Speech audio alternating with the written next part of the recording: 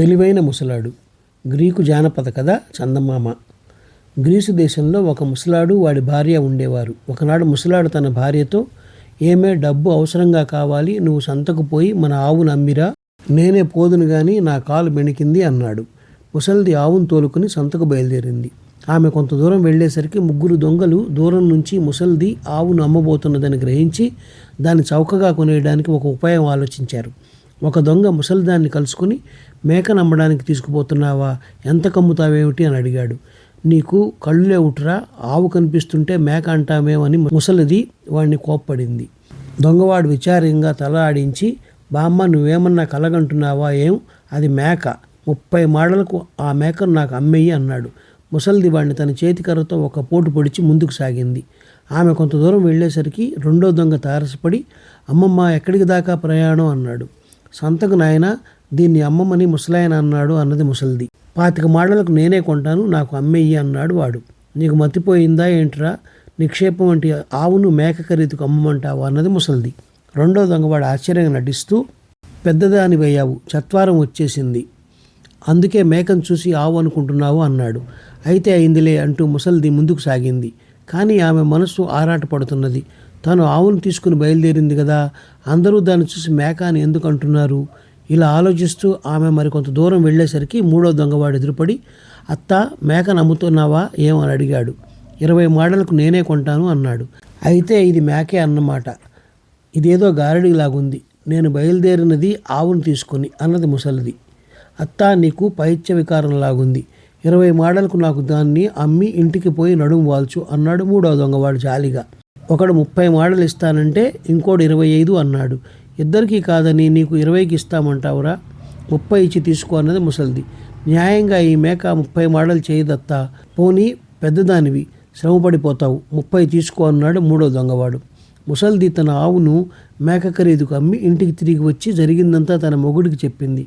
ముసలాడు ఆ దొంగవాళ్ల వర్ణన వింటూనే వాడు పొరుగురి కుర్రాళ్ళని పోల్చుకొని, జరిగిందేదో జరిగిందిలే, జరగవలసింది నేను చూస్తాను అన్నాడు. ముసలాడు బయటికి వెళ్ళి ఒకే రకంగా ఉన్న 2 కుందేళ్లను కొనుక్కొచ్చాడు. అందులో ఒక కుందేలును బొట్టులో పెట్టి మూత వేసి రెండో దాన్ని మరో బొట్టులో పెట్టుకుని బయలుదేరుతూ తన భార్యతో, ఏమే ఇవాళ మనకు అతిథులు వస్తారు, తేనె రొట్టెలు, పాయసము, బాతు మాంసం, వేపుడు సిద్ధంగా చేసి ఉంచు, నేను ఇంటికి వచ్చి వంట ఏం చేశావని అడుగుతాను, కుందేలు వచ్చి చెప్పినట్టే చేశానని చెప్పు అని హెచ్చరించాడు. ముసలివాడు పొరుగు గ్రామం వెళ్ళేసరికి ముగ్గురు దొంగవాళ్ళు పానశాల బయట జలసా చేస్తున్నారు. వాళ్ళు ముసలివాడిని చూసి, ఏం ముసలాడా, నీ పెళ్ళానికి ఆవు ఏదో మేక ఏదో కూడా తెలియదే అని వేళాకోళం ఆరంభించారు. దాని మొహం, దానికి మతి సరిగా లేదు, అయితేనే వంట దివ్యంగా చేస్తుందన్నాడు ముసలాడు. అది కొంత మేలే అన్నాడు ఒక దొంగవాడు. ముసలాడు ఆలోచనలు నటిస్తూ, ఇవాళ ఏం వంట చేయమందాం, పాయసం తినాలనుంది, బాతు వేపుడు కూడా, పోతే తేనె రొట్టెలు కూడా తింటాం అని బుట్టలో నుంచి కుందేలును పైకి తీసి, వసే నువ్వు వెంటనే ఇంటికి పోయి పాయసము, బాతు వేపుడు, తేనె రొట్టెలు చేయమని అమ్మతో చెప్పు అంటూ వదిలేశాడు. అది చెంగు ఎగురుతూ క్షణంలో ఎటో మాయమైపోయింది. చిత్రంగా ఉందే, ఆ కుందేలు నిజంగా ఇంటికి పోయి నువ్వు చెప్పిందంతా ముసలిదానికి చెబుతుందా అన్నారు దొంగలు.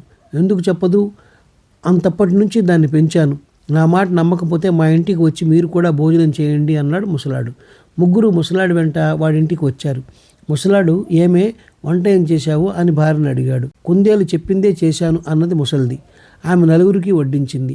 ముసలాడు కుందేలుకు చెప్పిన ప్రకారమే వంట సిద్ధం కావడం చూసి దొంగలు మోసపోయి తమలో తాము గుసగుసలాడుకొని ఆ కుందేలును అమ్మమన్నారు.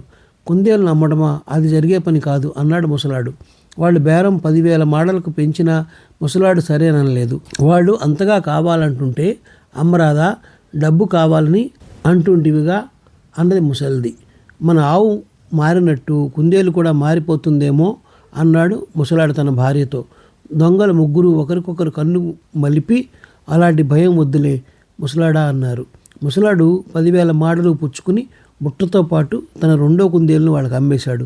వాళ్ళు తమ గ్రామానికి తిరిగి వెళ్తూ, దీన్ని మన ఇళ్లకు ముందుగా పంపి మనకు ఏమేమి వంటలు కావాలో మన పెళ్ళాలకు తెలియజేద్దాం అనుకుని ఒక్కొక్కడు కుందేలుకు విడివిడిగా తమ అవసరాలు తెలిపి కుందేలును వదిలేశారు. అది శరవేగంతో ఎటో వెళ్ళిపోయింది. తర్వాత ముగ్గురు తమ తమ ఇళ్లకు వెళ్ళి కుందేలు రాలేదని ముసలాడు తమను మోసం చేశాడని తెలుసుకున్నారు. వాళ్ళు ముగ్గురు కలిసి ముసలాడింటికి వచ్చి వాడిని తిట్టనారంభించారు. ముసలాడు ఓర్పుగా వాళ్ళ తిట్లని విని కుందేలుని పంపే ముందు దాన్ని ఒళ్ళంతా నిమిరారా అని అడిగాడు. లేదని వాళ్ళు ఒప్పుకున్నారు. ఇంకేం, అది పిడిగడు గాలిగా మారి ఉంటుంది అన్నాడు ముసలాడు. కుందేలు గాలిలో కలిసిపోవడం ఏమిటి, పిచ్చిగా మాట్లాడుకున్నారు దొంగలు ముగ్గురు. ఇంత పెద్ద ఆవు చిన్న మేకగా మారగా లేనిది కుందేలు గాలిలో కలవడం విడ్డూరమా అని ముసలాడు అడిగాడు. ముసలాడు తమ మీద పగ తీర్చుకున్నాడని గ్రహించి దొంగలు వెళ్ళిపోయారు. ఈ కథ నచ్చినట్లయితే షేర్, లైక్, సబ్స్క్రైబ్ చేసి పక్కనున్న గంట ఐకాన్ని కొట్టండి.